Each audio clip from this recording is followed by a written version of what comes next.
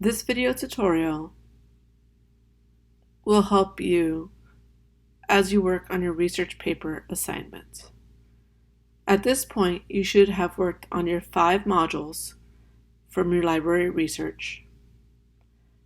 You should have completed your annotated bibliography, and now you're ready to write your research paper. The topic of your research paper should be exactly the same as the topic of your annotated bibliography, unless you've received approval from me to change your topic. In your annotated bibliography, you should have conducted library research and come up with 5 research articles to use for your research paper. Make sure you are using these same research articles from your annotated bibliography for your research paper. If you want to remove one that did not fit, that's okay. However, if you're changing all of your references from your annotated bibliography to your research paper, you must seek approval from me first. You're welcome to add additional resources to your research paper that were not included in your annotated bibliography, but you should include the majority of those in your annotated bibliography as well. You may also use your textbook as a source when discussing your theoretical framework.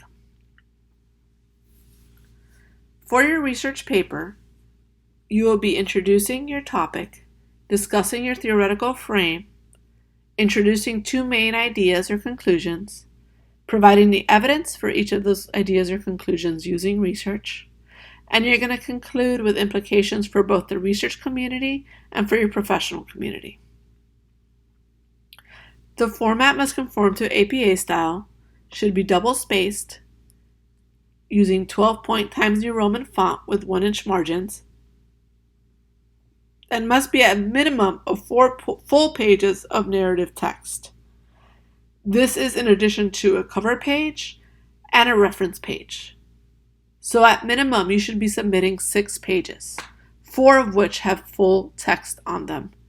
There's no way to be able to complete all of the requirements of this paper without a minimum of a 4-page paper. You are welcome to go above 4 page, but not below 4 pages. So it's 4 pages plus a cover page plus a reference list. You'll be submitting a draft of your research paper for peer review. You submit that draft via Canvas, and you will submit it under where it says draft for peer review. Canvas will then assign a peer reviewer for your paper. If you're in an online section of this course, it will be blind. Therefore, you will not know who is reviewing your paper. As the reviewer, you will need to complete a rubric as well as provide feedback to the person whose paper you are reviewing. In the rubric, you will determine whether the person has a theory related to educational psychology discussed in their paper, 2 main ideas provided with evidence, as well as research and practice implications.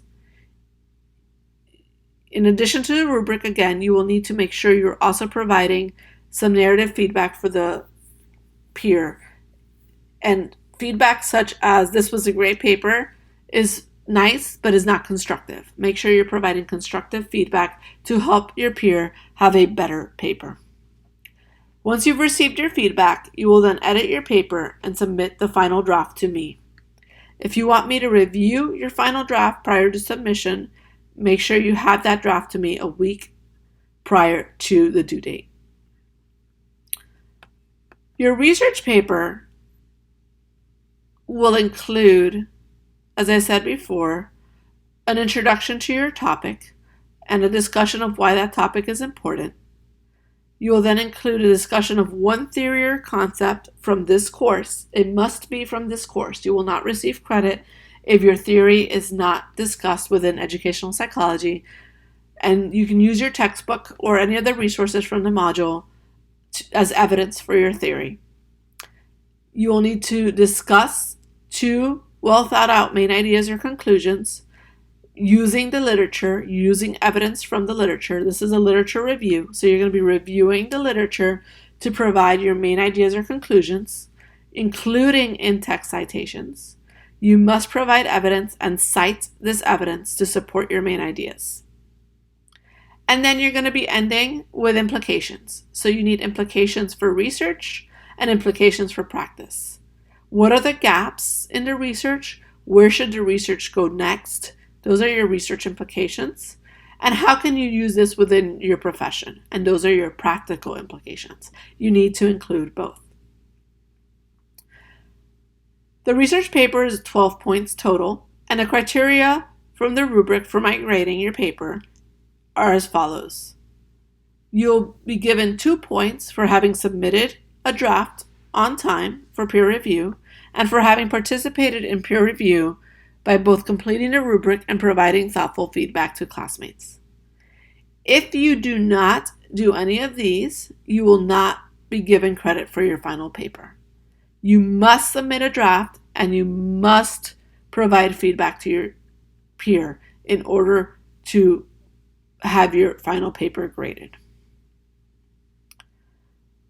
You also needed to have received approval from me or Susan Arieve from the library to research the topic that you've chosen. You should have received approval by posting to the discussion board and receiving approval that way. I will be checking the discussion board to make sure that approval was granted for your topic. If you did not receive approval, your annotated bibliography is not approval. The discussion board is where approval happens. So you will lose points if your topic was not approved.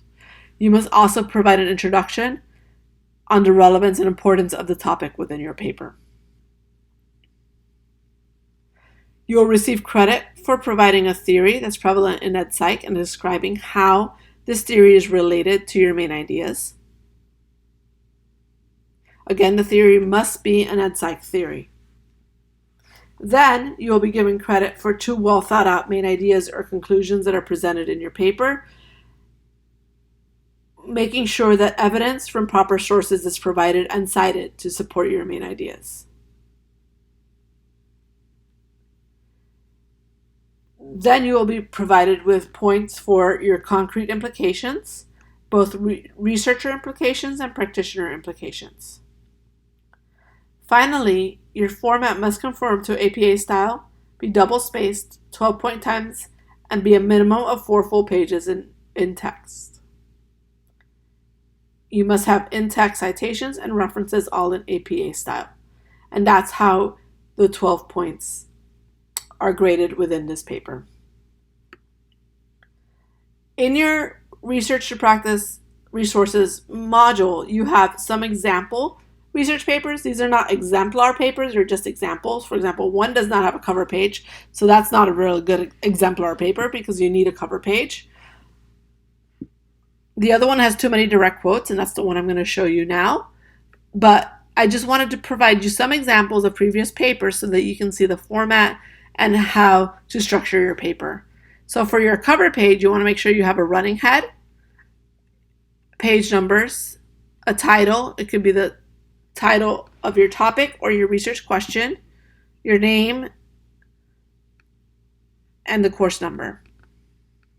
In this example, paper regarding using video games in education, the student wrote an introduction discussing why video games are important within education. They then move into their theoretical framework. This particular student referenced a number of theorists from our course, including Erikson, Piaget, and Vygotsky. They provide evidence for why these theories are important within this topic. They also used the textbook from that semester, which happened to be Ormrod, to provide further evidence of theoretical framework with regard to the concept. They then discussed their first main idea, which is the psychological benefits of using video games. So they said video games have shown to have cognitive, motivational, emotional benefits. They provide in-text citations and go on to use evidence to explain why this is the case.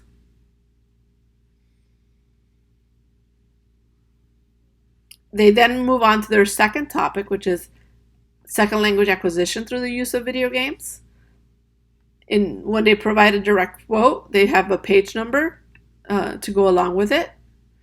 Again, you should only have 2 direct quotes in your entire paper. This is a longer paper, so they put a few more direct quotes, but you really only should have 2 direct quotes in your entire paper. So they provide a lot of evidence for this second conclusion or second idea. They go into a lot of detail. You don't have to go into as much detail as they do. Their paper's a little bit longer. And then they provide implications. And they provide implications both for the classroom. So it's important to be including video games in the classrooms. Video games should not replace instruction, but it can be used as a supplement. And so that's an important implication, that video games can be used as a supplement within education. And they also provide implications for research. So they suggest that more of a multi-method approach should be utilized with objective observations that are matched to the real world. And those are their research implications. And then they end the paper with a reference list in alphabetical order with APA formatted references. So you want to make sure that, again, you have your introduction to your topic, your theoretical framework, your 2 main ideas that are evidence-based, your research and practical implications, and end with your references. If you have any questions about this, please email me and let me know. I'm happy to answer any questions you have. Make sure, again, your topic is the same one from your annotated bibliography, and your sources are the same, although you can add more sources and you can add the textbook.